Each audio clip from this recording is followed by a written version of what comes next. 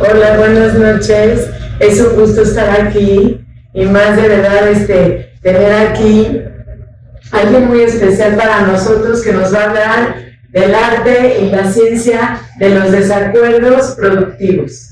Por favor, me encantaría que usted nos haga la presentación de todo lo que nos acaba de explicar hace un segundo, de todo lo que hace, que yo, sin conocerle, ya le sigo, para que me entienda lo que me dejó. O sea, con solo la presentación que me dio, es un placer que nos acompañe en esta institución increíble que se llama Harmony. Es un gusto de verdad tenerlo aquí con nosotros. Por favor, doctor Francisco Gil, preséntese usted de todo lo que hace, por favor. Es un placer tenerlo aquí. Bienvenido. Su casa.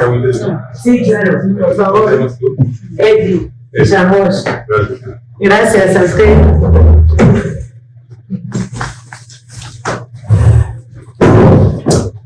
Bueno, pues yo me dedico a muchas cosas, pero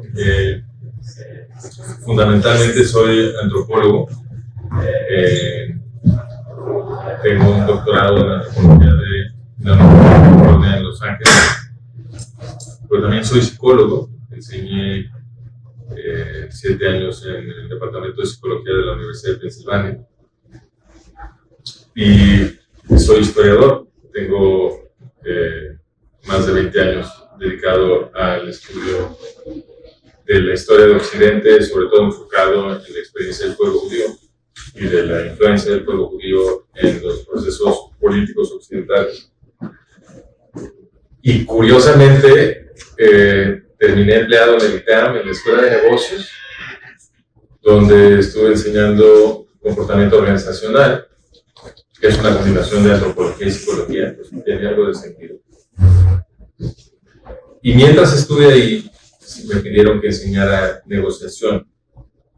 Y entonces, como yo no sabía nada de negociación, pero les parecía natural que yo lo enseñara, porque yo era el antropólogo y el psicólogo en la Escuela de Negocios, me mandaron a Harvard a aprender negociación. ¡Wow! Entonces... Ya veo por qué le pedí que usted haga. Entonces, en Harvard, en la Escuela de Leyes de Harvard, inventaron un método de negociación que se llama la negociación integradora, que tiene un enfoque muy bonito, muy compatible con la civilización judía, que es que tratas de que en la negociación todo el mundo gane. Entonces tratas de ver cómo te puedes poner de acuerdo para que todo el mundo quede contento, o por lo menos no se vaya enojado del proceso de la negociación. Y gran parte del método que descubrieron en Harvard, que lo han seguido investigando a lo largo de los años, ahora hay muchísimas ciencias sociales alrededor de este método. Y gran parte del método es la comunicación. ¿Cómo te comunicas con la persona que está del otro lado de la mesa? Porque dependiendo de cómo le hablas, puedes mejorar o empeorar las posibilidades de llegar a un acuerdo que sea mutuamente benéfico. Entonces hay mucha atención sobre el asunto de la comunicación. Ahora, por razones personales, a mí me empezó fui a Harvard, aprendí el método, regresé al ITAM, lo empecé a enseñar a los estudiantes de la Escuela de Negocios, pero al mismo tiempo por razones personales me empezó a interesar mucho el tema de la comunicación no violenta. Y ese lo desarrolló un psicólogo que se llama Marshall Rosenberg. Y conforme empecé a leer sobre comunicación no violenta y a leer el texto de Rosenberg y a entender y a tratar de aplicar lo que él estaba enseñando, me di cuenta que había una intersección muy grande entre lo que estaba enseñando Rosenberg y lo que hacían en negociación integradora. Una intersección gigante. Y luego un día, visitando a mis papás en el librero, buscando algo que leer porque estaba aburrido, encuentro un libro escrito por un psicólogo israelí familiar que se llamaba Haim Ginott, que se llama Entre Padres e Hijos, donde Ginott explica cómo comunicarse con los niños y explica una serie de descubrimientos que él había hecho sobre cómo podía uno efectivamente comunicarse con los niños y ayudarlos a que no hagan berrinches y que se tranquilicen y un montón de cosas. Entonces yo veo ese libro, y es un libro que se volvió muy famoso, se vendió como pan caliente en los 60s, que es cuando se publicó, y se ha seguido publique. Millones de personas han leído este libro, porque le ha ayudado a muchos papás a comunicarse con sus hijos. Entonces, cuando yo vi este libro en el librero, dije, interesante hacer un poquito de arqueología sobre mi propia educación, porque este era uno de los libros que mis papás leyeron para educarme a mí, para comunicarse conmigo. Entonces, qué interesante ver qué consejos le estaban dando a mis papás los expertos de la era de los 60s. Y lo abrí pensando, seguro esto va a estar muy anticuado, no voy a pensar que ya le llovió a todas estas ideas, porque ahora estamos iluminados y hemos avanzado mucho y aprendido mucho. Y para mi gran sorpresa, todo lo que leí me pareció increíblemente sabio, inteligente, sofisticado, y por lo visto, evaluando las ventas del libro de Ginott, no lo han superado, ¿no? Este señor era un perfecto genio. Y al leer Ginott, veo que hay una intersección gigantesca entre Ginott y Marshall Rosenberg, que inventó el mecanismo de la comunicación no violenta. Entonces, hay una convergencia de 3 líneas de investigación muy importantes, que todas están llegando a las mismas conclusiones. Y les platico toda esta historia porque esto nos da confianza, desde el punto de vista científico, que estamos aprendiendo algo sobre la comunicación. O sea, si hay 3 grandes líneas de investigación en la ciencia social que más o menos llegaron a las mismas conclusiones sobre cómo nos podemos comunicar en paz, pues entonces probablemente hay algo aquí, hay algo real, que es lo que están descubriendo.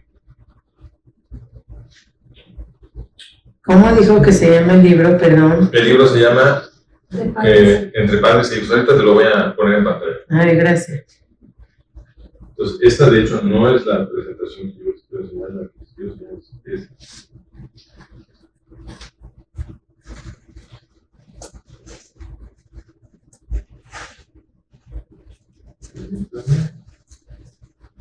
Entonces, el libro que estaba yo mencionándoles de Haim Ginott es Entre Padres e Hijos. Está enfocado específicamente sobre todo en niños chiquitos, a los que les cuesta mucho trabajo expresarse, para que uno pueda empezar a entender qué es lo que hay, cuáles son las emociones detrás de las expresiones de los niños y las necesidades que probablemente están sintiendo cuando expresan ciertas cosas. Entonces, ese es muy bueno, sobre todo para niños un poco más chicos. La comunicación no violenta. Yo lo tengo, está buenísimo. ¿Perdón? Yo lo tengo. ¿Tú tienes este? Sí, no, es de comunicación no violenta. No violenta. Sí. Bueno, este es el de Marshall Rosenberg. Este sí es para comunicación entre adultos, o entre adolescentes y adultos, y entre adultos, ¿no? Pero como les digo, hay una intersección muy grande. Y este de Roger Fisher y William Murray, aunque ahora también, originalmente eran ellos dos, ahora en la última edición también está Bruce Patton. Inventaron este método que se llama Obtain Get Sí, Getting to Yes, la versión en inglés, muy famoso, y es, como les decía yo, el pilar de toda la investigación de muchas décadas que se ha hecho en la Escuela de Leyes de Harvard, y ahora en muchos otros lados, pero principalmente ahí, sobre cómo mejorar una negociación ganar-ganar para todos. Ok. Entonces tenemos estas intersecciones. Haim Ginott es digamos, el pionero original de lo que llamamos escucha activa, que es lo que los niños más necesitan. Los niños, pero luego vamos a ver que los adultos también. Marshall Rosenberg añade a la escucha activa, la escucha activa es un tema muy grande. Parece que estoy diciendo que Ginott hizo muy poco, porque nada más puse la escucha activa, pero no. La escucha activa es un tema gigantesco. Y el gran pionero es Ginott. Marshall Rosenberg añade asuntos que tienen que ver entre adultos de cómo comunicar tus emociones y cómo hacer peticiones. Y cómo identificar tus necesidades también y comunicar tus necesidades. ¿Sale? Y luego, pero obviamente avanza la escucha activa. La escucha activa es una parte fundamental en la comunicación no violenta. Y luego la negociación integradora toma todo eso, porque como les decía, en la negociación integradora la comunicación es fundamental y es un pedazo enorme de todo lo que se recomienda. Pero ellos añaden cosas que ya son muy específicas también para el contexto de una negociación formal o informal. Cosas como el BATNA. El BATNA es, en inglés quiere decir Best Alternative to a Negotiated Agreement. Entonces, tu BATNA es fuera de la mesa. ¿Qué es lo que tú puedes obtener fuera de la mesa de negociación? ¿No? Para lo que no necesitas a tu contraparte, ¿no? ¿Qué es lo que tú puedes obtener en el mundo? Ese es tu BATNA. Porque en el momento en que dentro de la negociación veas que vas a obtener algo menos que tu BATNA, pues te vas. Ya que estás negociando, lo que tú obtienes fuera de la negociación es mejor que lo que te están ofreciendo, vete. Pero muchas veces la gente no tiene claro, no se sienta a decir cuál es mi BATNA, ni averiguarlo, ni hacer una exploración de lo que pueden obtener con otras personas, no con la persona que está negociando, ¿no? Entonces no tienen un BATNA claro, no saben cuál es. Entonces no saben cuándo se tienen que ir, no saben cuál es su límite, y eso los debilita a la hora de negociar, ¿no? Es un concepto muy importante. Explora intereses se refiere a que estés siempre interesado en descubrir cuáles son las razones subyacentes, las necesidades subyacentes, los intereses subyacentes de tu contraparte cuando exige algo, cuando dice yo necesito obtener esto, X o Y. Pregunta ¿por qué? ¿Por qué quieres un aumento de salario de 10%? ¿Por qué están exigiendo que cortemos los árboles de nuestra propiedad con los vecinos? ¿Por qué necesita usted a fuerzas vivir en este barrio, etcétera? La cuestión que sea, lo que estén exigiendo, pregunta ¿por qué? Porque entonces averiguas cuál es el interés atrás de lo específico que están pidiendo, de la posición que están tomando. ¿Okay? Si averiguas el interés que está atrás, pues en una de esas puedes encontrar una forma de satisfacer el interés de una forma distinta a lo que están pidiendo, pero que lo satisface porque atendiste el interés, que a ti no te cueste tanto. Y todo el mundo queda contento. Pero eso solamente lo descubres si te interesas en investigar los intereses. ¿Cómo hacer lluvia de ideas con tu contraparte? Para encontrar soluciones que son creativas, que benefician a los dos, que arreglan el problema de todo el mundo sin costarle demasiado a nadie, ¿no? ¿Cómo haces? ¿Cómo te anclas en criterios objetivos? Porque si no estás anclado en criterios objetivos, todo se vuelve una lucha subjetiva en la que gana el que grita más. Y entonces alguien acaba oprimido. Si te anclas en criterios objetivos, en los precios de mercado, en el historial de las costumbres, de cómo se han hecho las cosas, en encontrar un tercero, en que los dos confiamos es un buen juez para que decida nuestras disputas, o lo que sea. Los criterios objetivos permiten que la gente no se emocione y no se grite y estén de acuerdo en las cosas que se están decidiendo. Para los criterios objetivos, para aplicarlos, lo que debes de hacer en una negociación es siempre preguntarle a tu contraparte, esto que me estás proponiendo, ¿por qué lo consideras justo? Y que te dé su razón, porque eso los fuerza a invocar criterios objetivos, y si no pueden, entonces tú puedes poner un criterio objetivo sobre la mesa que a ti te conviene.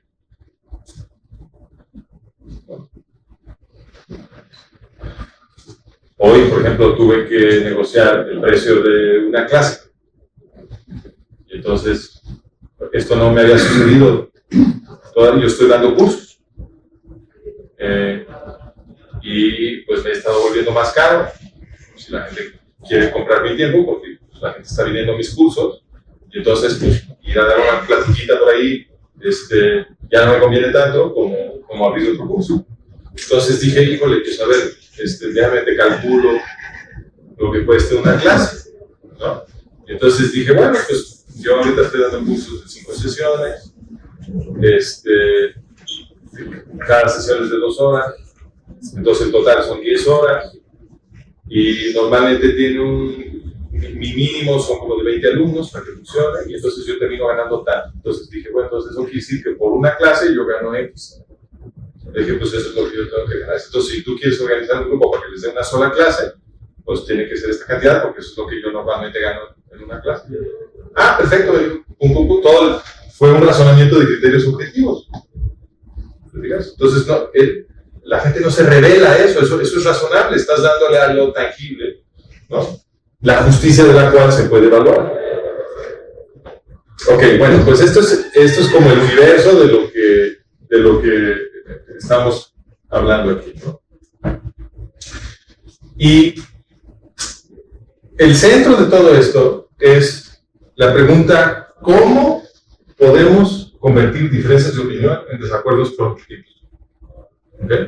¿Cómo podemos hacer que las diferencias de opinión no terminen en peleas, sino al contrario generen procesos creativos que nos ayudan a todos a aprender y ganar algo?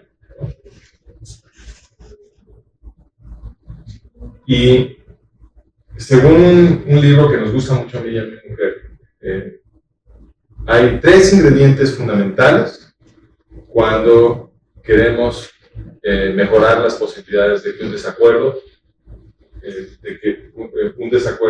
pueda ser productivo. Uno es declarar el terreno común. Es muy importante que descubras en dónde sí estás de acuerdo con otra persona. ¿Okay? Porque eso te permite establecer qué tipo de desacuerdo estás teniendo. Y finalmente, es importante que te interese conocer al otro en vez de estar empujando para que el otro esté de acuerdo contigo. ¿Ok? Porque ahorita lo voy a discutir con un poquito más de detalle, pero la gente no se sienta a platicar contigo para que tú les cambies su opinión. Nadie se sienta a platicar con nadie diciendo, qué rico, me van a cambiar mi opinión. A ver, que me diga para que yo adopte su opinión. No, nadie se sienta a platicar. Todo el mundo se sienta a defender su propia opinión. ¿No? Entonces, si tú realmente quieres que la otra persona abra su mente y escuche lo que tú tienes que decir, tú primero tienes que tratar de conocer al otro y generar esa reciprocidad, ¿no? Y esto cuesta mucho trabajo aprender a hacerlo. Pero si haces todo esto, puedes tener un desacuerdo productivo e inclusive aprender algo. Entonces, ¿qué tipo de desacuerdos son los que la gente normalmente tiene? Que es muy importante distinguir. Podemos tener desacuerdos en términos de práctica, hechos o valores. ¿Qué quiere decir?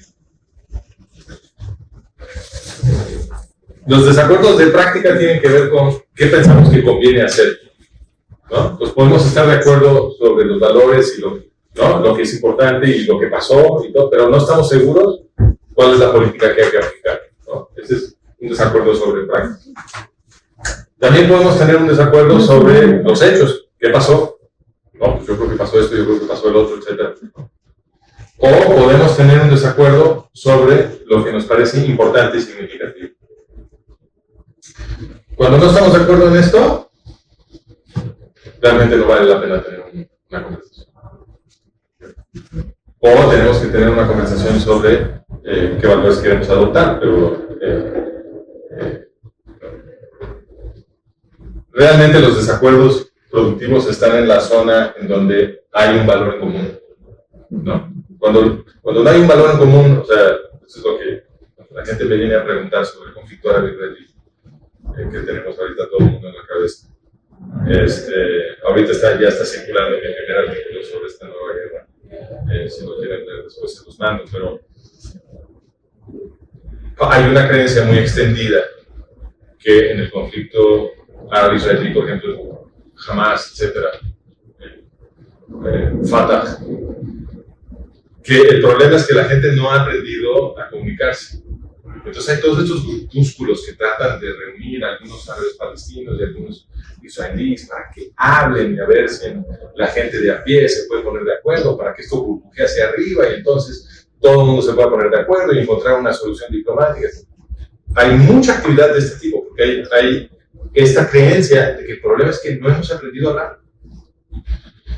Y en mi opinión lo que hay es mucha ignorancia sobre la cultura musulmana. En mi opinión, eso es lo que realmente sucede. Porque lo que hay es una diferencia de valores. Entonces, si tus valores dicen que está bien asesinar a una persona que no te está amenazando, atacar a la gente que está esperando el camión o en un raid porque ellos no quieren aceptar que tu profeta escuchó la voz de Dios en su cabeza. Pues tú tienes un valor muy distinto al de la civilización judía. No tiene nada que ver con el judaísmo. Y si tú realmente crees que una persona que no acepta tu religión es subhumano y puedes hacerle cualquier violencia a esa persona, pues tú estás en un mundo de valores en el que no hay nada que negociar contigo. A menos que yo me vuelva primero musulmán. Entonces sí, ya compartimos esos valores tan importantes y tú y yo sí podemos negociar un montón de cosas. Pero si yo para ti soy un subhumano que merece morir porque no estoy de acuerdo contigo, ¿qué es lo que voy a negociar contigo? Lo único que puedo hacer es defenderme, negociar nada, ¿no? Entonces, es muy importante averiguar dónde está el terreno común de valores. Porque solamente donde se encuentra un terreno común de valores, puede haber una negociación productiva, puede haber un desacuerdo productivo, ¿no? Por eso hay que declarar el terreno común, ¿no? Ahora, este framework lo defiende este autor Buster Benson en un libro que se llama ¿Por qué estamos gritando? El arte de los desacuerdos productivos. Que es una chulada, lo recomiendo mucho. Está lleno de sabidurías que cuando las lees dices, híjole, esto es un poco obvio, pero me lo tenía que decir Buster Benson. Pero ya que lo lees dices, claro, esto es lo que tenemos que hacer. Y son puras cosas recomendaciones que puedes empezar a intentar hacer, ¿no? En tus conversaciones con otras gente.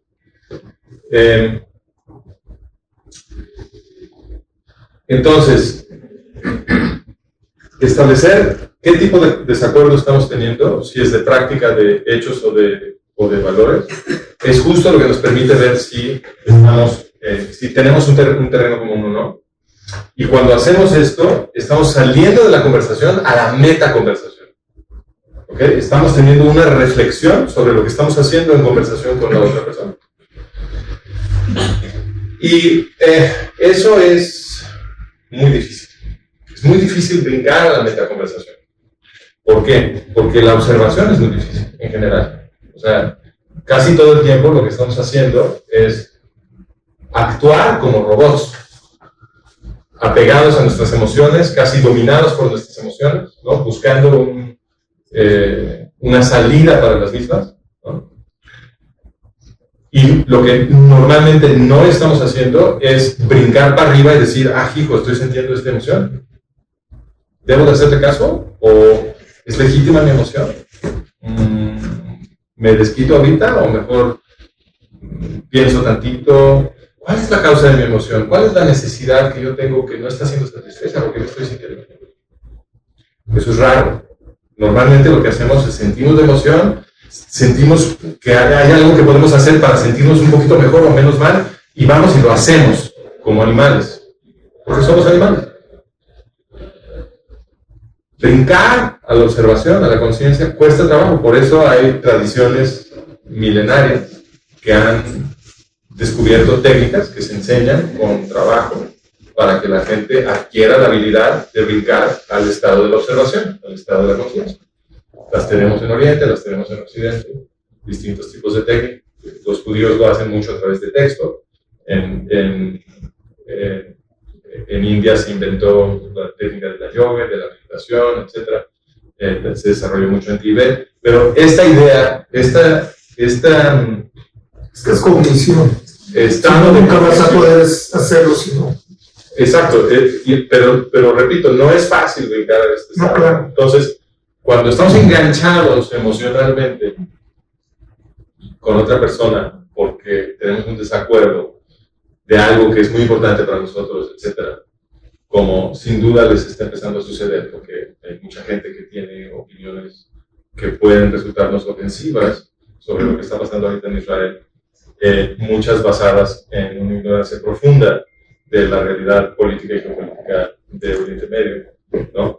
Entonces, es normal que sintamos una emoción y que nos queramos enganchar, y entonces, a una vez que ya estamos enganchados, brincar a la observación se vuelve casi imposible, casi imposible. Pero ¿qué creen? Si lo logras hacer, en el momento en que brincas a la observación de la conversación, le quitas la mecha a todo.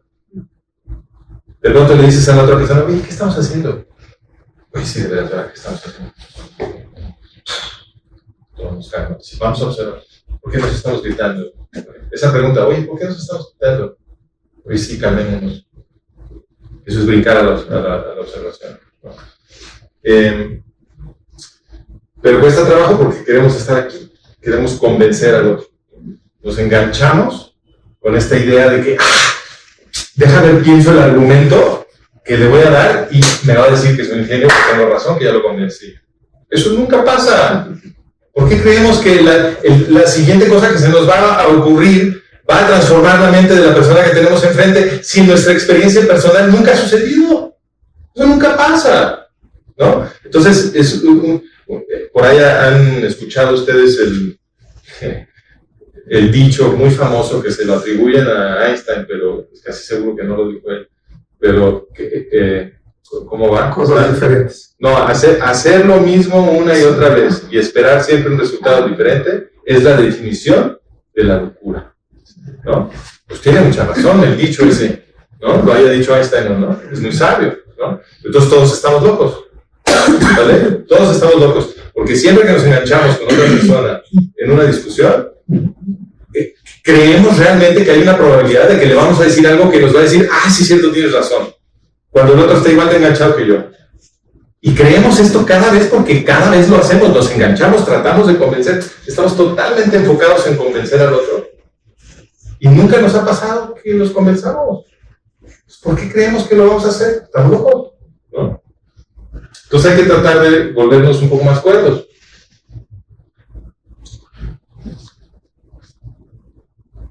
Pero aquí ya me adelanté mis slides, pero ese es el slide de lo que acabo de decir. Ahora, ¿por qué la gente es tan difícil de convencer? ¿Por qué se aferra a sus ideas? ¿Por qué se ofende? Porque la gente se ofende. Se siente como una agresión que tú me quieras cambiar mi forma de pensar. Yo tengo una opinión y tú me quieres convencer de que yo estoy equivocado. Eso se siente muy agresivo. Me molesta, me indigna. Todas estas emociones las sentimos cuando estamos enfrascados, ¿no? ¿Y por qué sentimos eso?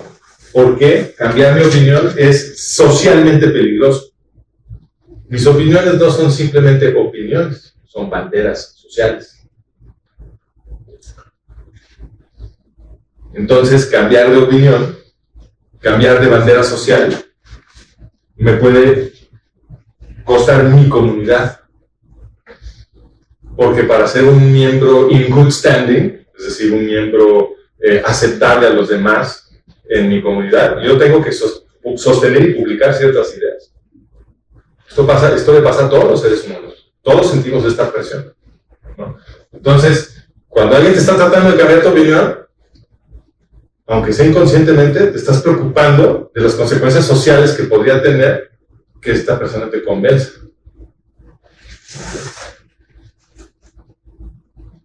Porque tus valores, ideas y creencias son tu pasaporte de membresía en tu comunidad.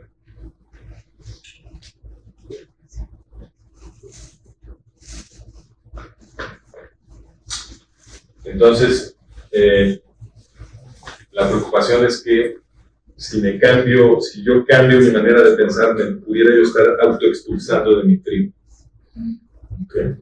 De todo este grupo que necesita para aceptarme, que yo piense ciertas cosas. Entonces, la opinión contraria ofende, y más aún el intento de convencerme. Por lo tanto, no voy a cambiar de opinión bajo presión. Y entre más me grites, entre más me insistas que yo estoy equivocado, más duro me voy a defender. Inevitablemente. ¿Cómo me vas a ablandar? Pues no insistir. El chiste es dejar de insistir. Desapegarte de tu meta de convencer al otro. Te tiene que valer. Acéptalo, no lo vas a convencer. A lo que puedes aspirar es a sembrar una duda. Eso sí, puedes aspirar a sembrar una duda. Pero eso, ¿cómo se hace? Como la otra persona solamente va a cambiar de opinión si se siente en libertad, si siente que no lo presionaron, porque ya hay una presión. Entonces, lo que tenemos que hacer es tratar de conocer al otro. No tratar de convencerlo. Sí, lo quieres convencer, pero no lo trates de convencer. Trata de conocerlo. ¿Okay? ¿Cómo realmente piensa? ¿Qué hay detrás de lo que piensa? En una de esas te convence a ti. Conoce al otro. ¿Y eso cómo lo haces? Esto es lo que hace cualquier pedagogo. ¿Okay? Cualquier pedagogo tiene que tratar de entender la mente de la persona a la que le está queriendo enseñar. Enseñar y cambiar de opinión son procesos similares, ¿no? Enseñar y discutir son procesos similares. ¿Quieres discutir mejor? ¿Quieres tener un mejor chance de que otra persona entienda lo que tú estás queriendo comunicar? Que se pregunte las cosas que tú quieres que se pregunten, ¿no? Pues entonces trata de conocerlo.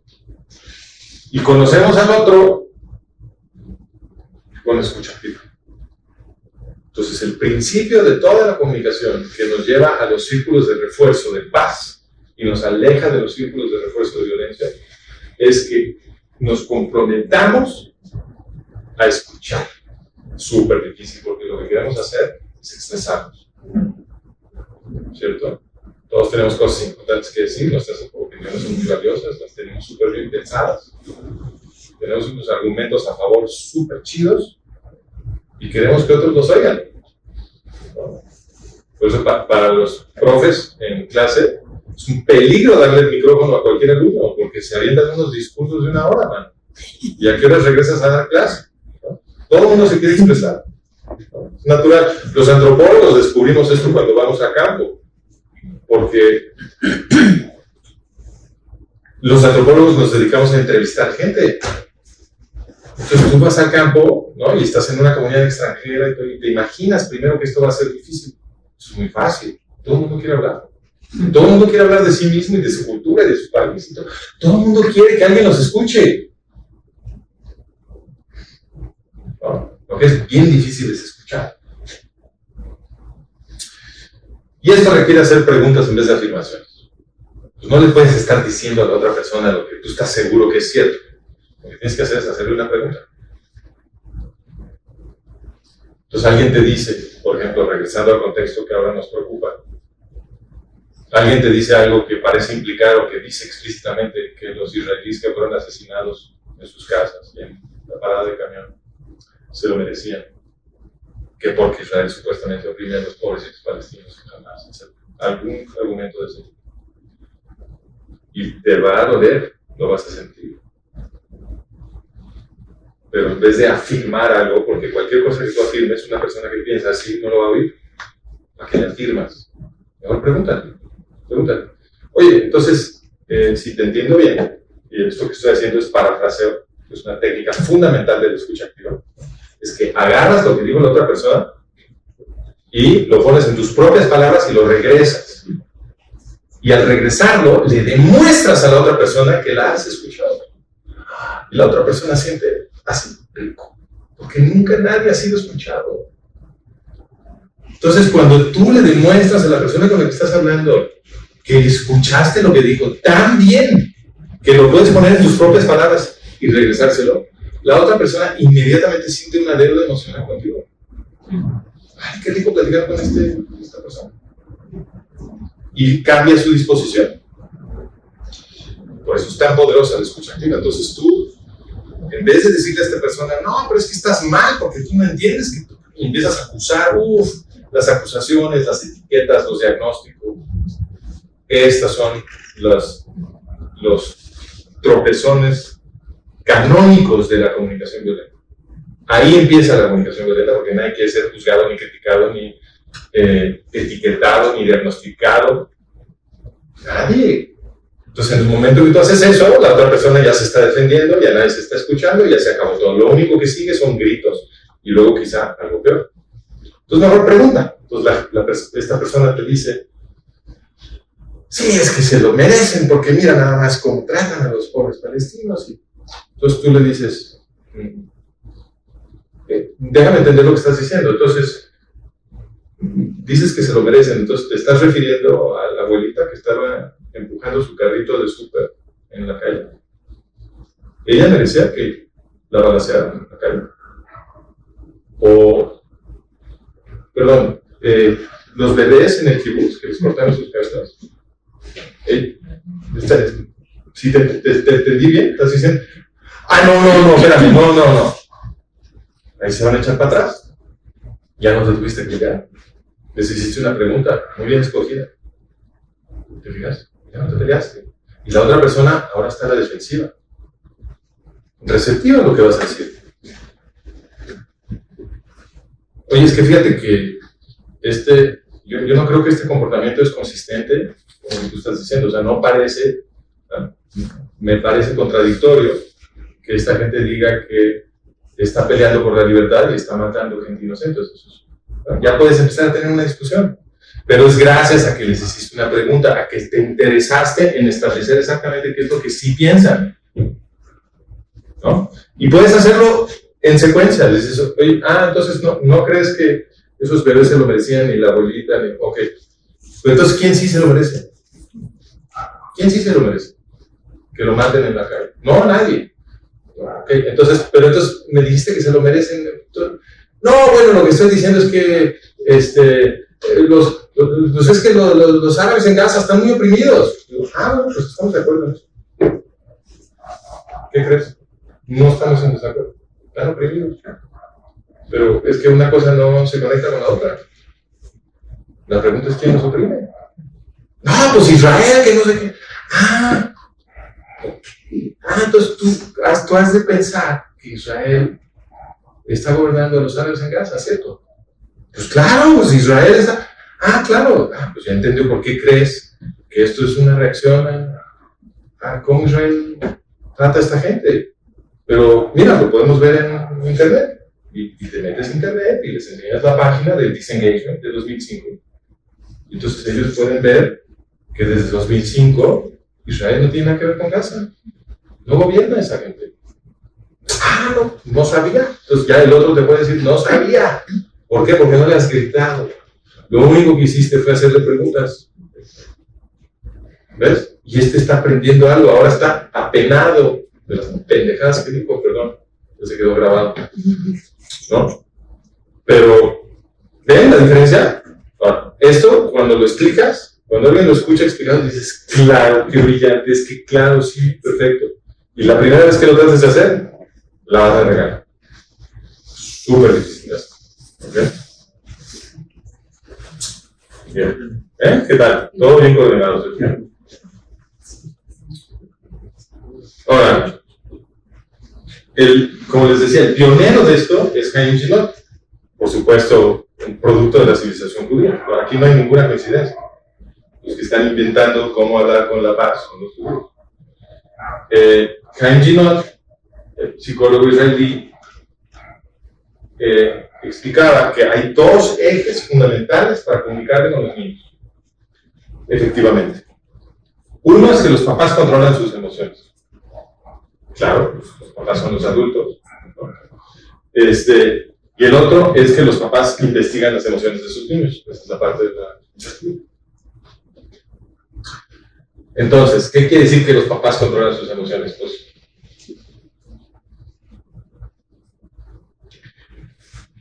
estas imágenes ya son anticuadas, porque en ciertos sectores de la población occidental ya está súper pasado de moda esto de ponerse alas de nalgadas a los niños, no sé por comportan mal, ¿no? Se les quita el iPad. Se les quita el iPad. Ajá. Pero el objetivo de esta violencia,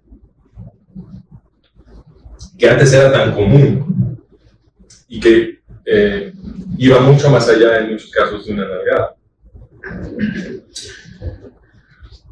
es disuadir un comportamiento indeseado. Ese es el objetivo, digamos, en la superficie de toda esta interacción. El papá le pega al niño porque no quiere que haga algo, quiere disuadir un comportamiento. ¿Cuál es el problema? Una pregunta. Que, sí, perdón. ¿Los papás controlan las emociones de los niños? No, de sus ellos, emociones. sus propias emociones. Claro, porque el papá tiene que ser el adulto. Ajá. Tú no puedes agarrar a patadas a un niño cada vez que te enojas. Pero ahí no está controlando la emoción. Sí, tú estás controlando tu emoción. A muchos papás les dan muchas ganas de darle muchas patadas a sus hijos todos los días. Y no pegarle estás controlando Claro. la emoción. Claro. Tú tienes que ser el adulto, tú eres el adulto, tú eres el papá. Entonces, lo primero que tiene, para que esto funcione, los papás tienen que controlar sus emociones. No se pueden comportar como niños. Cuando un papá hace una pataleta, un papá no está siendo un adulto. La pataleta es para el niño, no para el papá. ¿No? Entonces, tú como papá controlas tus emociones. Cuando hay violencia de los papás a los niños es porque quieren disuadir un comportamiento indeseado, pero fíjense la lógica de esto. Hay un problema gigante aquí con esta idea de que yo voy a pegarle al niño para que el niño haga lo que yo quiero, que es que cuando le pegas el niño ya pagó por su comportamiento. El niño hizo algo mal, le pegas, dice, bueno, ya estamos a mano. Se vuelve a portar mal, porque no te debe nada. Al contrario, si siente algo de resentimiento, ganas de venganza, ¿no? Y ese es el segundo problema, ¿no? Que el niño se siente oprimido y la gente oprimida tarde o temprano se desquita. Pero reprende del papá también que le está golpeando. ¿Perdón? Eso es lo que provoca el golpe. No por eso, pero si el papá le golpea, el niño ya aprendió a pegar. Entonces, bueno, ese es un problema Una adicional. consecuencia ya. Estoy de acuerdo, ese es un problema adicional, que es que los niños imitan a los papás y eso se aprende. Pero simplemente desde el punto de vista de las metas del papá, esto es lo que quiero que vean que es paradójico.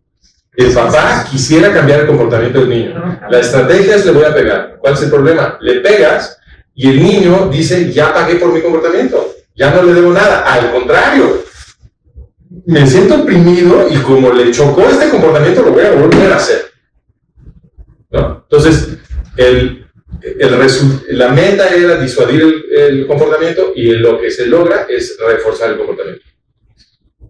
Pues no, entonces no te está sirviendo la violencia, ¿no? Pero ¿por qué recurrimos a ella? Porque hay una catarsis emocional. Eso es comportarse como un animal.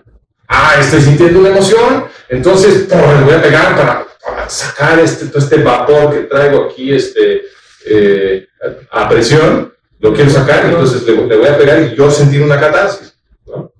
Por eso lo hacemos, pero la teoría que luego nos contamos de por qué lo hacemos, que quiero cambiar el comportamiento del niño, esa no es muy buena, porque tiene este problema. En realidad estás produciendo un efecto contraproducente a lo que era tu meta, que era extinguir un comportamiento que no te gusta. ¿Ok? Bueno. Entonces ahora, gracias a Dios, esto ha pasado de moda. Había mucha más violencia de este tipo antes, por lo menos en las clases medias, de la que hay ahora. Ya la nalgada es ilegal en 60 países, ¿no? Es una evidencia del cambio cultural. Pero la violencia también es verbal, y eso ahí sí, ¿no? Y se hace mucho daño con violencia verbal. No es cierto que la violencia verbal no hace daño, como dice el dicho ese de inglés de sticks and stones can hurt my bones, but words will never hurt me. No, words can hurt you, ¿no? Y te pueden dejar cicatriz. Entonces, para la violencia verbal aplican las mismas lecciones. Si tú atacas con violencia verbal a un niño y lo humillas y lo haces sentirse oprimido y asustado, el niño siente que ya pagó por su error. Y tienes el mismo problema que con la violencia física. Cuando despidan a un empleado, o cuando quieres cambiar el comportamiento de un empleado, por ejemplo, hablando de interacciones entre adultos, y te estaba robando, te estaba haciendo algo muy serio. Y lo que tú quisieras es no correrlo, sino ayudarlo a transformarse, ¿no? Lo peor que puedes hacer es humillarlo. Si él se sienta ahí y tú lo humillas por lo que hizo, va a sentir que ya pagó. Y la gente que se siente humillada adquiere un resentimiento feroz. Es horrible que te humillen, es lo peor que te pueden hacer. Entonces esa persona se va a vengar. Totalmente contraproducente. Si lo que tú quieres es que esta persona se transforme, lo que quieres es producir la sensación de que esta persona te debe a ti. Esa persona debe de salir agradecida del encuentro contigo, de lo compasivo que fuiste. Entonces tienes que dejar claro lo serio que fue la falta, ¿no? Lo grave que fue, y sin embargo, que le vas a dar una segunda oportunidad, etc. Entonces tienes que ser firme, pero sin humillar, etc. Es una línea difícil, pero lo que definitivamente no quieres hacer es humillarlo, no si lo quieres transformar. ¿Okay? El segundo es, los papás investigan... ¿No crees un poco en el juego de manipulación? Es cierto que la comunicación no violenta a veces parece manipulación, es verdad, porque la manipulación no violenta es estratégica. Entonces, yo lo resumo así. Si resumieras toda la comunicación no violenta digamos, en una cápsula de 2 principios, sería: no le digas al otro nada que no está listo para escuchar. Y siempre di la verdad. Eso serían, nunca digas mentiras, ¿no? Entonces, es muy estratégico, es verdad, pero no estás tratando de hacerle daño al otro, por lo tanto no es manipulación, estás tratando de comunicarte con el otro. Ahora, eso requiere una estrategia y en ese sentido se parece a la manipulación, pero no es, porque no se trata de lastimar al otro ni de decirle mentiras. ¿Sabes? Ok, entonces el segundo eje es los papás investigan las emociones de sus niños. Y esto es lo que llamamos escucha activa. Y lo que estás haciendo, como decíamos, es que le estás demostrando al niño que estás interesado en lo que siente. ¿Y por qué? Y los niños se mueren de ganas que alguien investigue lo que siente. Porque, para empezar, todo es nuevo para los niños. Hay muchas cosas que no entienden. Un montón de cosas son frustrantes porque son esclavos y a nadie le gusta ser esclavo, y se empiezan a dar cuenta cuando ya empiezan a pensar un poquito más que se van a pasar muchos años como esclavos de sus papás, ¿no? Y pues uno lucha contra eso, uno quiere tomar sus propias decisiones y hacer lo que uno quiere y no se puede, ¿no? Y eso es muy frustrante. Entonces tienen muchas emociones muy fuertes, su vida interna es tumultuosa. Y se mueren de ganas que alguien investigue sus emociones y los vea, quieren sentirse vistos. Nosotros también, ahorita vamos a hablar de eso, pues, los adultos también somos niños, pero muy importante, una diferencia muy importante entre los niños y los adultos es que los niños tienen unas habilidades verbales muy pobres. Les cuesta mucho trabajo expresarse y decir qué les está pasando, ¿no? Y conectar con las causas, etc. Entonces, esto funciona, como decíamos, porque el niño necesita ver que su experiencia interior le importa a sus papás, sobre todo.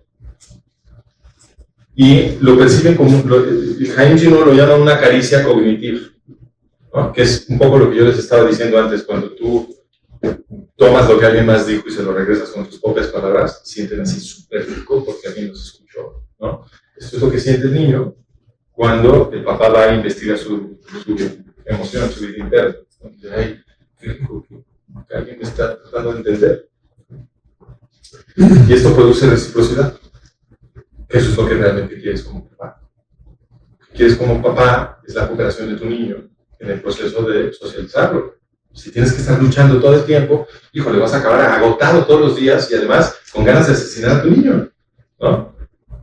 Lo que tú quisieras es que tu niño cooperara lo más posible con el proceso de irlo socializando y irlo educando dotándolo de herramientas, etcétera, que al final es lo que estás tratando de hacer.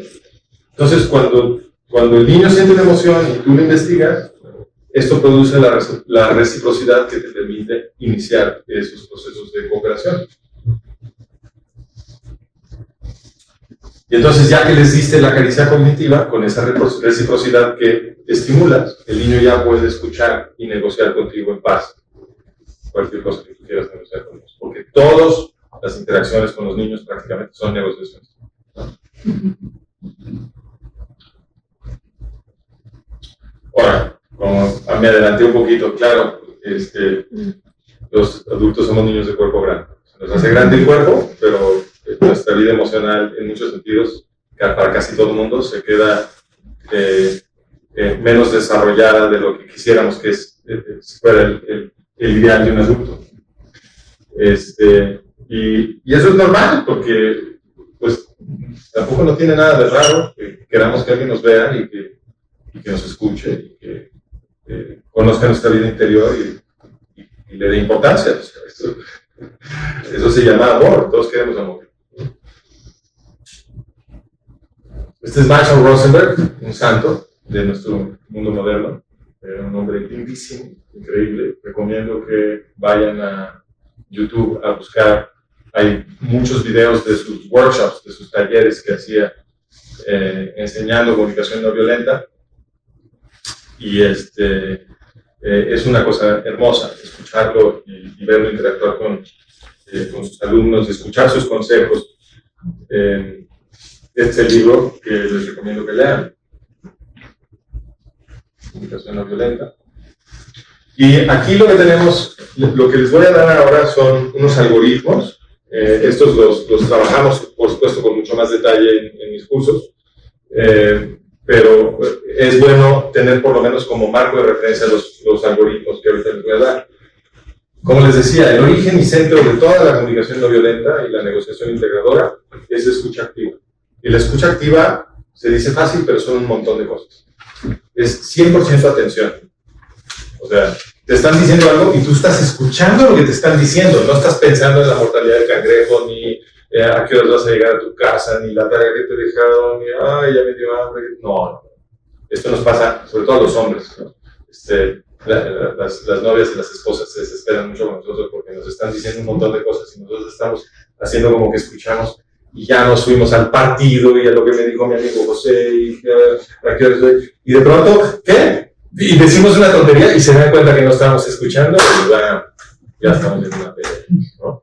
No, 100% atención. 100% atención a lo que te están diciendo.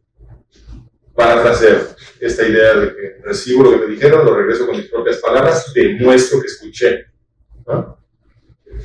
Lo que no podemos hacer muchas veces es parafrasear, ahí es donde nos casan. ¿Qué dije? No, pues, observar el lenguaje corporal, ¿no? Poner atención a la postura, lo que está haciendo la gente con su torso, con sus brazos, etcétera, porque eso nos comunica algo de sus emociones. Y eso es lo que queremos hacer, queremos estar escuchando, si nos están hablando de sus emociones, si el tono, el gesto delata alguna emoción, queremos registrar eso y también indagarlo, ¿no? Oye, me da la impresión que te estás sintiendo triste, que esto te recuerda. Eso, a la gente le encanta eso, que te des cuenta que están sintiendo una emoción. Conciencia del contexto, ¿no? Cero juicios. No te pongas a diagnosticar a la persona. La persona no quiere, a ver, esto también es muy común en parejas. Las mujeres quieren platicarte su día. Quieren que sepas lo que les pasó y lo horrible que estuvo y lo mal que se sintieron y la tragedia que fue. Y no que les compongas ni más. No tienes que elaborar un plan para solucionar el problema del jefe que no entendió y cómo le vas a decir y que nada, no les interesa. Lo único que querían es que escucharas y que dijeras, ¿en serio? No manches, pero qué tremendo, no. ¡Wow! Ya, eso es todo lo que tenías que hacer, ¿no? Pero el instinto del varón es la solución. Lo que me están pidiendo es la solución ingenieril, cómo la diseñamos, primer paso, no, a nadie le interesa eso. o más bien, sobre todo las mujeres, pero en general también, cuando los hombres tenemos un problema y se lo queremos platicar a alguien, la mayor parte del tiempo no es para sentarnos a hacer una lluvia de ideas, queremos descargar, ¿no? Entonces, es muy importante que no nos pongamos a diagnosticar, ni a recomendar, ni nada, hacer juicios, nada más escuchar y asegurar que estamos escuchando, ¿okay? No interrumpir. Uf, qué trabajo nos cuesta, sobre todo en esta comunidad. ¡Wow! Yo estoy asombrado de que no me han interrumpido desde que empecé, realmente asombrado, ¿no? Yo tenía ganas, pero dije, no le pagaron a usted para que le interrumpa. Ya lo regaste, mira nada más que bien ibas, y es perfecto. Bueno. Pero ahorita ratito media hora de clase.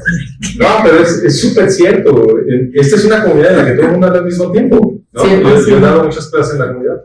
Entonces, esta nos cuesta trabajo. Yo en este sentido soy muy judío. No soy judío de nacimiento, pero sí de personalidad. Me cuesta mucho trabajo no interrumpir. Técnicas para no interrumpir. Ahí está. Te pones a respirar muy despacio. Te concentras en tu respiración como haces en meditación. Que no te oigan, eso sí es muy raro. ¿Qué está haciendo este raro? No, tiene que ser discreto, ¿no? Pero te pones a respirar porque recuerda, si tú tienes algo que decir, no lo vas a poder decir a menos que los dejes hablar. El no interrumpir te compra un boleto para hablar. Interrumpir lo que te compra un boleto es un boleto para otra interrupción. Y al rato todo el mundo está gritando. Mejor cállate, no interrumpas. Y eso, lo que estás haciendo es que estás pagando para poder hablar después. Velo así, eso te va a dar un incentivo para no interrumpir. ¿Okay? Y puedes concentrarte en tu respiración, etc. Pero sí es bien importante. Y una cosa que es bien notable, lo van a notar ustedes si alguna vez hablan con alguien que no interrumpe. Por ejemplo, mi mujer tiene momentos en los que se inspira y no interrumpe, pero más, escucha con una atención total. Y el hecho de que no me interrumpa, yo lo que siento es un agradecimiento profundo de que pude decir todo lo que iba a decir. Aunque yo sé que hay un desacuerdo y que ella tiene algo que me quiere contestar, pero se está esperando hasta que yo termine toda mi idea. Lo agradezco profundamente. Con la persona que ustedes estén hablando, si no los interrumpen, inmediatamente les van a cambiar su estado de ánimo. Simplemente porque no tuvieron que luchar para hablar. ¿Okay? En las parejas esto es oro molido, no interrumpir. Conciencia de sí mismo. Pon atención a cómo tú te estás sintiendo, para que monitorear, para que puedas hacer tu trabajo. Empatía y validación. No, perdón, no entendí la conciencia de sí mismo como es a la hora de querer contestar y no contesto, ¿qué me está...? Exacto, brinda a ser el observador para que puedas hacer todo eso. Si eres el observador, si estás observando tu interacción con otra persona, en vez de simplemente engancharte y participar, si la observas, entonces puedes empezar a hacer todos estos cálculos. Ay, esta persona está súper triste, le debo de preguntar sobre sus emociones. Pero cuando me conteste no la debo de interrumpir. Este tipo de cosas, este tipo de decisiones son posibles si estás consciente de la interacción. ¿Sale? Empatía y validación es demostrarle al otro que entiendes algo de la emoción que están sintiendo, ¿no? Pero déjalos que sigan expresando, ¿no? O sea, valídalos, pero no agarres el micrófono, cuidado. Hacer preguntas con curiosidad. ¿Qué quiere decir? La otra persona te está expresando algo, hazle preguntas para entender mejor lo que están queriendo expresar. Perdón, ¿no se considera interrupción? No, bueno, te esperas acá en una pausa, pero es muy distinto agarrar el micrófono para decirle algo a la otra persona que agarrar el micrófono cuando hay una pausa razonable para hacerle una pregunta sobre lo que te está diciendo. Eso se llama entrevistar y eso la gente lo agradece. Ellos siguen teniendo el micrófono, simplemente les hiciste otra pregunta. ¿Vale? Bueno, y resumir que también está conectado con el parafraseo, ¿no? Entonces, este es la escucha activa, muy difícil de hacer, pero conforme le empezamos a hacer, la escucha activa dispara el primer algoritmo, lo que yo llamo el primer algoritmo de la comunicación no violenta. Y esto de los algoritmos sí es una contribución mía. Me parece que es una forma muy es mnemónica y también como muy práctica para ayudarnos a aplicarlo. ¿Qué es el primer algoritmo? Bueno, empiezas con la escucha activa, que es para descubrir lo que, como diría Marshall Rosenberg, lo que está vivo en el otro. Él siempre hablaba así. ¿Qué es lo que está vivo en el otro? Entonces, escucha al otro, sé sincero, le devuelves lo que oíste, ese es el segundo paso del algoritmo, ¿no? Entonces, si lo quieren como un acordeón, ¿no? Para que no tengan que estar acordándose de todo, no, ¿cuál es la? Primero escucho. Ya me dijo algo, ahora, segundo paso, lo devuelvo con mis propias palabras, para demostrar que escuché, la otra persona se va a sentir súper rico, me lo van a agradecer, ¿no? Todo eso se logra con el parafraseo. Luego pregunto, ¿qué necesitas? Esto es sobre todo en el contexto de algún conflicto. ¿Okay?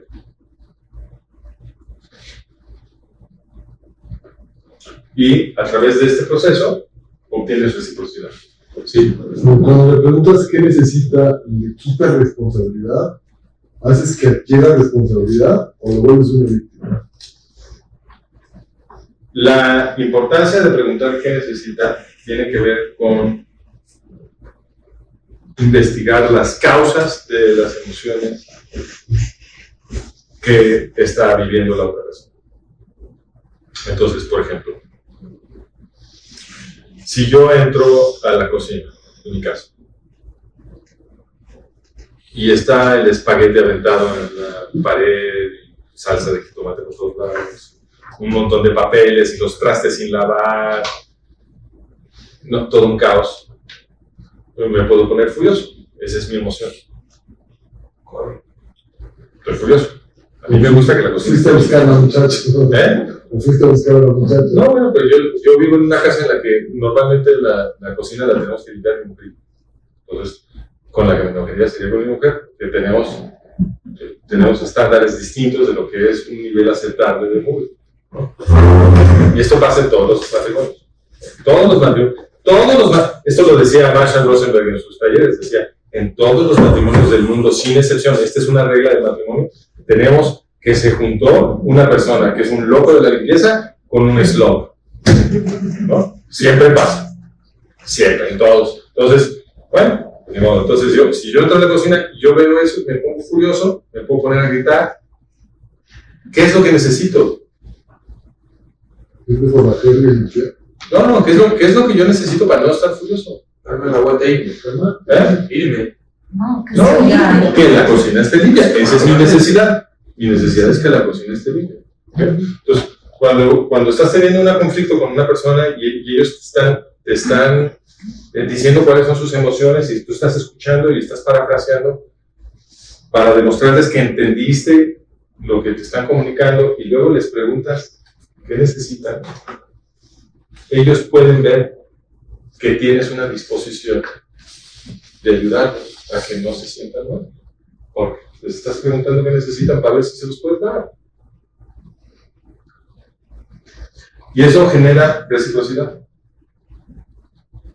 Ahora, esta parte es muy difícil en contextos de conflicto, porque un contexto de conflicto implica que tú también estás enojado, o tú también estás triste, o tú también tienes algún problema, no nada más la otra persona. Hay un conflicto.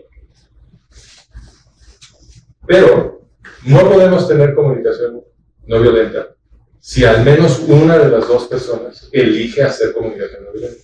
Ahora, la buena noticia es que no lo tienen que hacer las dos. Basta con que elija uno hacerlo y todo empieza a funcionar mejor.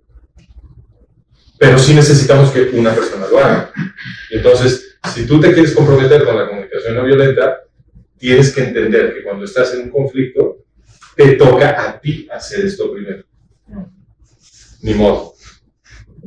Ese es el compromiso. Entonces, aunque tú sientas que tú tienes un problema por resolver y a ti se te hizo una injusticia y tú necesitas que se te arregle y tú, te calmas. Tu ego lo pones a un lado, te enfocas en el otro, porque eso es lo que te va a dar la reciprocidad para que sí puedas hablar de ti una vez que te encargues del otro. ¿Ok? Y entonces sí vas a poder hacer todo lo que tú quieres y la otra persona va a cooperar contigo. Entonces esto es práctico, es práctico. Lo que tú querías hacer, que era gritar de tu justicia desde el primer paso, eso te iba a producir una pelea, no te iba a servir de nada. De todas maneras, esto es muy difícil porque quiere decir que tienes que poner tu ego a un lado y decir, ok, voy a decidir que importan más los sentimientos de la otra persona y voy a empezar por ahí y voy a averiguar qué es lo que siente y ver qué necesita. Y ya, una vez que logras todo eso, obtienes reciprocidad y esa reciprocidad dispara el segundo algoritmo de la comunicación. Y en ese segundo algoritmo, lo que tú haces, ahora tú vas a hablar de lo que tú traes adentro, ¿no? De lo que tú tienes que trabajar, ¿no? Y entonces lo primero que haces es describir sin acusar. Es que tú eres una puerca, mira nada más cómo dejaste la cocina, cómo es posible que seas una floja. Ahí ya todos se puede hacer. ¿Ok? Estoy acusando. ¿Cómo es distinto? ¿Cómo sería nada más describir sin acusar? ¿Qué pasó? Sin diagnosticar. Me siento incómodo por la Estoy viendo que la cocina no está levantada, que la taza está sucia. Eso es describir. Otra cosa que podrías describir en esta situación es... ¿Cómo te sientes? Sí, pero antes de eso podrías, por ejemplo, describir algún acuerdo que hubiera sobre cómo iba a estar la cocina, porque normalmente hay un acuerdo.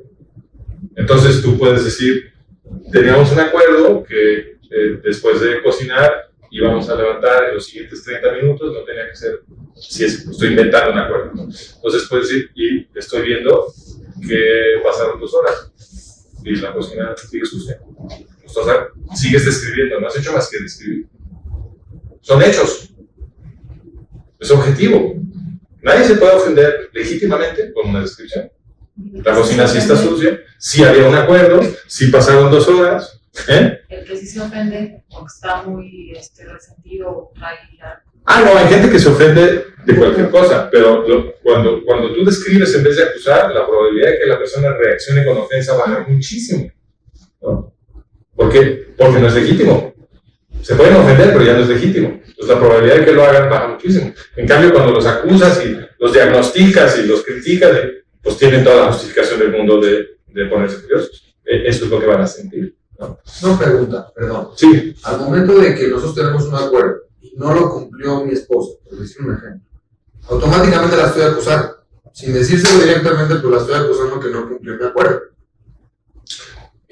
No, es distinto observar el hecho de que había un acuerdo y no se cumplió a etiquetar a la otra persona, ¿no? Etiquetar a la otra persona es muy distinto, es decir, ahí te van los dos. Entonces, uno dice, teníamos este acuerdo, pasaron 2 horas. La otra versión es, mira cómo la regaste. Claro, eso ya es una ofensa. O sea, ya es algo más personal y la estás ofendiendo. Todavía peor, traicionaste el acuerdo. Correcto. Ufa, ahí violaste un principio, ¿no? Ya se está volviendo cada vez más más agresivo, ¿no? Entonces, lo menos agresivo posible es simplemente describir lo que ves, ¿no? Eso cuesta muchísimo trabajo, porque le queremos meter un juicio, una evaluación, un diagnóstico siempre. O una emoción, ¿no? Y una emoción para responsabilizarlo. Entonces, describe sin acusar. Y ya que describiste, ahora sí vamos al paso que nos estamos adelantando, que es compartir tus emociones. ¿Sabes? Compartir tus emociones. Oye, veo que la cocina está muy tirada, teníamos este acuerdo, pasaron 2 horas y Estoy molesto. me estoy sintiendo muy incómodo porque a mí me causa mucha frustración. Me desordena la cabeza ver todo tirado. Me pierdo paz cuando veo todo tirado. Entonces, te quiero por favor pedir, y entonces ya pasas a la petición. Ahora, fíjate, cuando yo describo lo que estoy sintiendo, no estoy afirmando que esas emociones me las produjo la otra persona. Eso es bien importante. Es que ya me hiciste sentirme muy manto que no. No vayan ahí. Digan cómo se siente, pero no digan que la otra persona les produce emoción. Porque las emociones de uno, dice Marshall Rosenberg, son responsabilidad de uno. Y el mismo estímulo puede producir emociones bien distintas en distintas personas. Entonces no es el estímulo el que produce la emoción, es cómo la persona interpreta el estímulo. Entonces el mismo estímulo puede ser muy chistoso para una persona y muy ofensivo para otra. ¿Es el estímulo? No, es la interpretación. ¿Ok? El estímulo está por algo, obviamente. No es que el estímulo no importe, pero el estímulo no determina la respuesta, ese es el punto. Pero el que te venga a decir la tía de la persona, pues tú ya lo sabes, ya la viste, a lo mejor te ocupaste, no pudiste recogerla, te sentías mal, cualquier otra cosa, ¿no? O sea, el que te venga a restregar que está tirada, pues eso también provoca la discusión. No molesta. Hay una La molestia, claro. O sea, porque no es que no lo viste, o sea, es obvio, La pregunta es sabes. si está restregando o no. Entonces, restregar tiene la connotación justamente de ir a acusar, de ir a reclamar, etc. Pero si tú vas y simplemente describes, dices, oye, ¿te acuerdas que teníamos el acuerdo? Estoy viendo que pasaron 2 horas y está muy tirada la cocina. Es que tú ya lo viste, es obvio. Tú ya Es viste que informativo. estaba tirada, entonces el que te lo diga, pues. No, bueno, pero es que te tienes que comunicar. Entonces la pregunta es, ¿vas a describir o vas a acusar? Y la recomendación es, describe. Y algunas cosas que vas a describir no son necesariamente obvias, por ejemplo, tus emociones. Tus emociones nadie las puede saber hasta que no las describas. ¿No? Sí. Acá. No, pero también ya vienes de una escucha activa. O sea, ya habló tu esposa, ya te... No, esto Esa es como la segunda parte después. Perdón, Esa- agarré un ejemplo que no empataba con toda esta dinámica que yo tienes razón. Entonces, vamos a imaginar algo distinto. Entonces, imagínate que fue un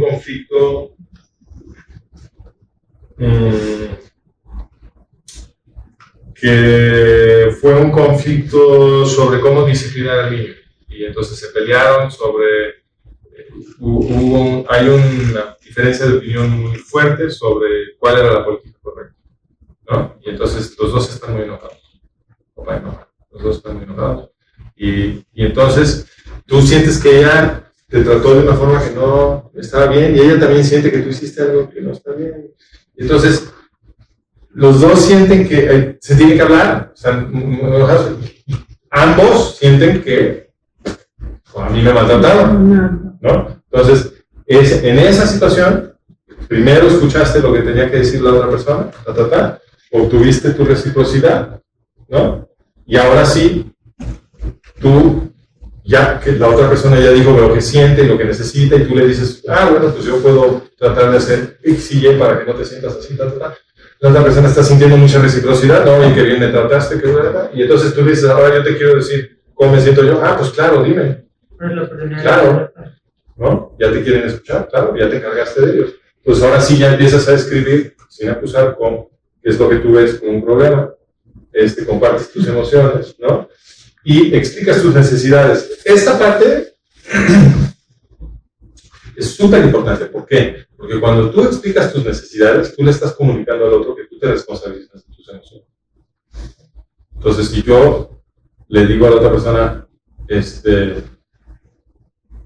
mira, estuve tratando de explicarte yo me molesté porque estuve tratando de explicarte mi manera de pensar sobre cómo teníamos que tratar al niño y me estuviste interrumpe, no me dejabas hablar. Y cuando yo necesito, es una necesidad personal. Cuando estás asumiendo. Sí, exacto. Yo necesito poder terminar mi idea. O sea, no le Si estás no- diciendo a ella, eres una tonta. Exacto. Yo necesito poder terminar mi idea, si no yo me siento muy frustrado.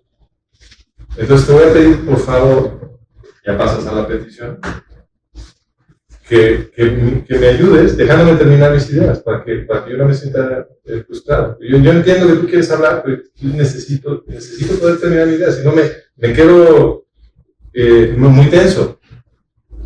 Entonces no me quiero sentir así. Claro, yo te voy a ayudar. Voy a hacer las cosas por no interrumpir.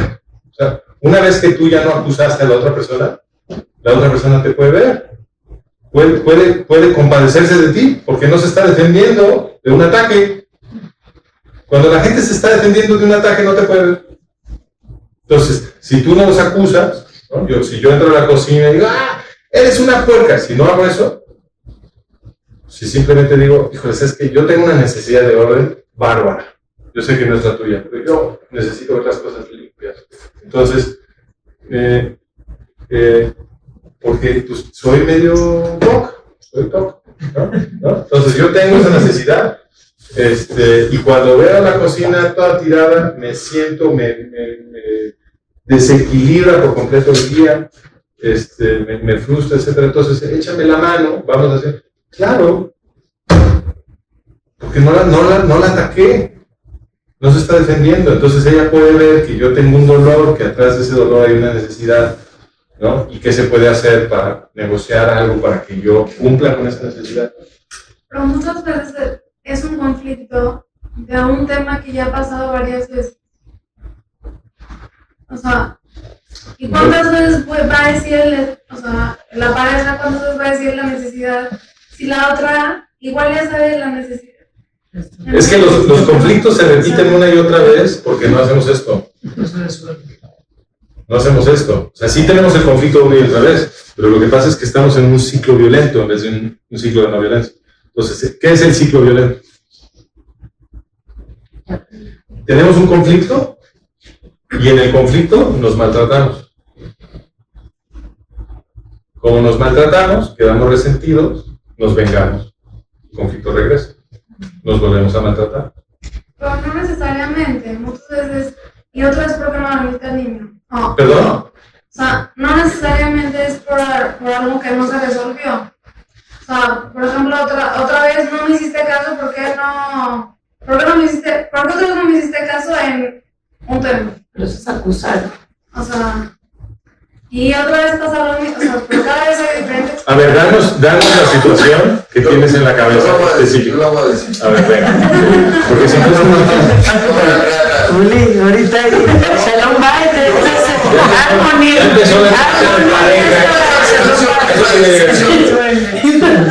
Nuestra casa tiene ventanas como este tipo hacia una terraza. Ya. A mí me molesta mucho que las puertas estén abiertas y que la muchacha que nos ayuda no las cierre en la noche. Ya. Que llego al cuarto de mi hijo y está abierta y hace frío y si escucho ruido, igual y la cierro. Entonces, ya les... Pero nada más para entender bien. El problema con la ventana abierta es que entra mucho ruido. ¿Ese es el El problema? frío. Y el frío. Y seguridad. Me gusta que esté cerrado. Me gusta que esté cerrada. Entonces, ya le he descrito hacia ella, oye, no está cerrada la puerta, ¿le puedes por favor pedir a la muchacha que la cierre? Sí. En un par de ocasiones, no voy a decir, 2 ocasiones ya sucedió. Sí. La tercera se lo vuelvo a decir. Lo que ella está comentando es que al final ella ya sabe Ya sé cuál es la necesidad. O sea, la ya sé qué necesidad. me gusta. Entonces, se la vuelvo a decir, aunque sea como una descripción, ella lo va a sentir como una acusación hacia ella, porque ya lo sabe. O sea, es repetitivo en ciertos casos, aunque no haya sido una acusación, simplemente una descripción. Y muchas veces diferente explicación. O sea, a lo mejor hoy estaba haciendo la limpieza y justo yo cuando estaba haciendo la limpieza y todo bien. O al otro día, pues, yo qué sé, no sé. Para él es importante. Sí, claro. Pero no me parece que este sea, qué interesante, no me parece que este sea un problema de comunicación, como tú bien dices. Entonces, tú ya sabes cuál es la necesidad, estás de acuerdo con la petición, que es cerrar la ventana, solamente que no lo haces. Entonces, sé más buena onda. Cierra la ventana. Ya, luego me pasas el... Gracias. Por favor. Pero en fin, ¿sí me entiendes? No es un problema de comunicación ahí. No, es porque hay diferente explicación. O sea, si no le quieres dar, si tú estás comprometida con no darle gusto, no hay nada que podamos hacer. O sea, si no te comprometes a hacer la petición. Sí, No, pero la petición sí la hizo y sí explicó. Ella No, en responder la cumplir el petición. acuerdo. O sea, digamos que haces el acuerdo con tu esposa. Ah, claro, Tenemos exacto. que limpiar la cocina 20 minutos máximo después de que. Sí. ¿Está acuerdo? Mano, órale, no. Sí. A mí me vale 3 pepitas y a ti te Sí, el vale acuerdo, esta. sí, exacto. Yo Sí, no lo ¿no? voy a dejar. Exacto. Ahí ya Exacto. no sirve de nada todo el algoritmo. Pues no, porque estás con una persona que no quiere negociar contigo. No hay dos. verdad, o sea, esto funciona cuando la otra persona tiene una intersección suficiente contigo para negociar. Y por ejemplo, cuando... Por eso les di el ejemplo de Hamas. Hamas no quiere negociar nada. La meta de Hamas es la destrucción del Estado de Israel. Por lo tanto, es absurdo sentarse a negociar con Hamas. Lo único que vas a lograr es que te arranquen la mano, y luego un brazo, y luego todo el cuerpo. Porque no están realmente negociando, ¿no? Entonces, esto funciona cuando la otra persona y tú, los dos quisieran llevarse bien, excepto que no tienen las herramientas técnicas para hacerlo todavía. Y aquí te las enseñamos, ¿no? Entonces, la gente que se quiere llevar bien y le está costando trabajo porque tienen una mala tecnología social, bueno, pues la aprendes y entonces ya te puedes llevar. Pero sí necesitamos esa voluntad. Sí es un requisito básico. Pero si es de los dos también. O sea, también puede cerrar un día. No, yo no creo que aquí el problema sea. No por el tema por ese tema, o sea, puede uno tener toda la iniciativa, como dijiste. Primero uno tiene que decir, pero al final los dos tienen que estar combinados en sí querer tener un buen resultado, o sea... Claro, las técnicas de Marshall Rosenberg funcionan para gente que tiene una disposición básica de tratar de comunicarse. Ahora, ¿eso puede suceder entre enemigos? Sí. O sea, Marshall Rosenberg logró que tribus que se habían estado matando en Nigeria se sentaran a hablar, a negociar. Él logró eso.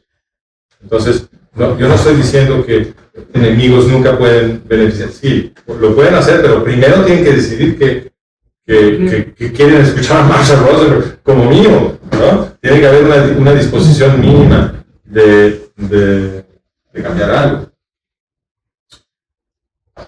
Y bueno, y una vez que asimilamos la comunicación no violenta, eso nos permite disparar el tercer algoritmo, que es la negociación integradora.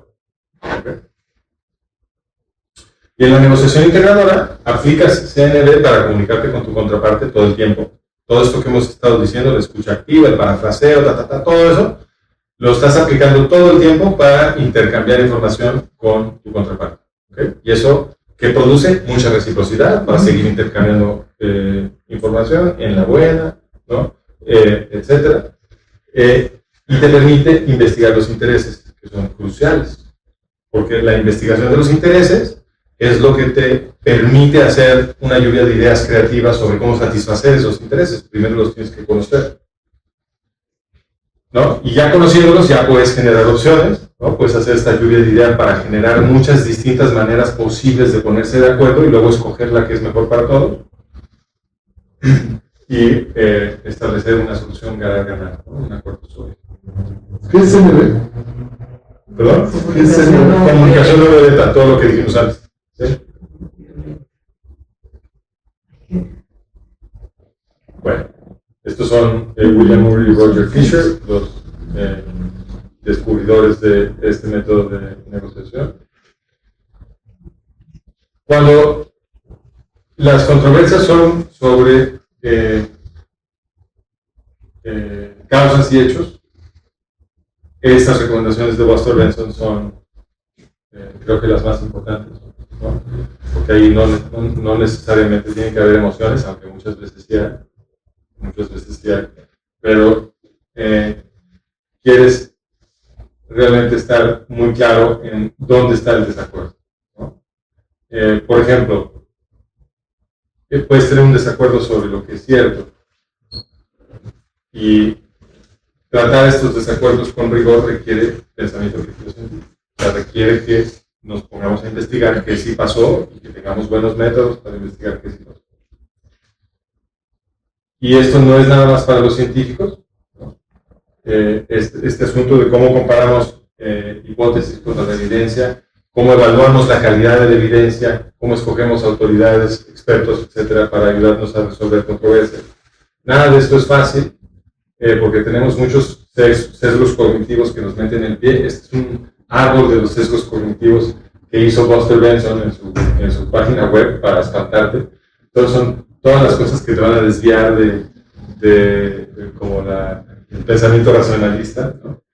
Pero no. O sea, no todos son tan importantes.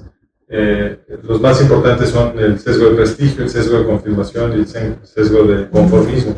Que son, el sesgo de confirmación es el que te hace querer ver confirmaciones de lo que ya pensabas en todos lados. Entonces, en realidad no estás poniendo a prueba tu hipótesis, sino simplemente estás filtrando el mundo y fijándote nada más en las cosas que parecen confirmar lo que ya creías. Ese nos tropieza mucho. Otro es el sesgo, ¿cómo se llama? El sesgo de prestigio, que es no me puedo salir de este loop. Bueno, el sesgo de prestigio es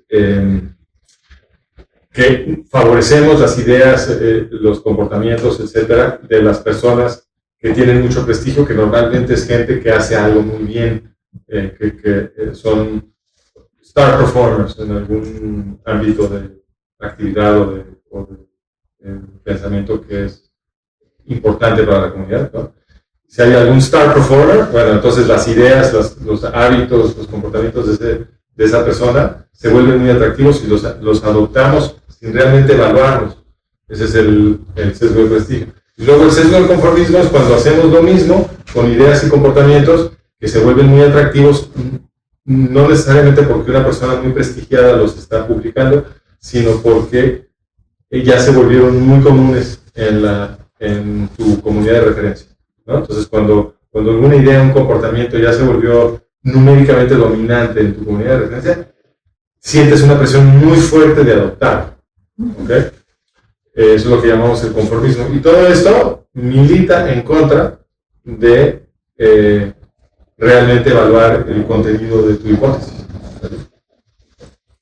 Y entonces a esto también le ponemos atención en el curso, porque aprender a hacer esto mejor nos ayuda a volver los desacuerdos más objetivos, menos emocionales, menos subjetivos, y por lo tanto más productivos. ¿Vale? Bueno, pues ese es un poco el resumen de lo que enseñamos. Estos cursos normalmente los doy con mi mujer, pero ahorita ya está en Colombia, si no me lo hubiera traído aquí para que me apoyara. Y son re lindos estos cursos, aprendemos mucho, hacemos muchas prácticas para empezar a aplicarlo. Si luego les interesa, les mandamos la propaganda, nomás que abramos otro. Yo creo que vamos a abrir uno el mes que entra. Y eso es todo. Si tienen ustedes alguna pregunta sobre esto, yo encantado de... ¿Tienes Instagram?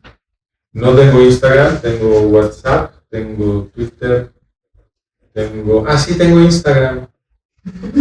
Lo que pasa es que esto ya todo lo hace un equipo de marketing, entonces yo no entiendo bien, la verdad. Pero sí tengo Instagram. En YouTube, decías hace rato. Tengo YouTube, tengo Instagram, Facebook, WhatsApp. ¿Se llama? Sí. Se llama The Management of Reality. More. The Management of Reality, eso te va a llevar a una de dos cosas, a mi website, donde anuncio los cursos, o a mi Substack. Substack es una plataforma para escritores, y en el Substack tengo los artículos. Y para los que estén muy interesados en el asunto de Israel, publiqué hoy en mi Substack un artículo sobre lo que está pasando, sobre justamente uno de los puntos que comentamos hoy, que es cuál es la ideología de Hamás, las metas de Hamás, porque sin conocerlas es absurdo hacer afirmaciones sobre las causas, que es lo que está pasando mucho en los medios, en las redes sociales y en privado, ¿no? La gente se pone a decir lo que se supone que es la causa de lo que está pasando y no tienen ni idea qué es Hamás, cuál es la ideología de Hamás, etc.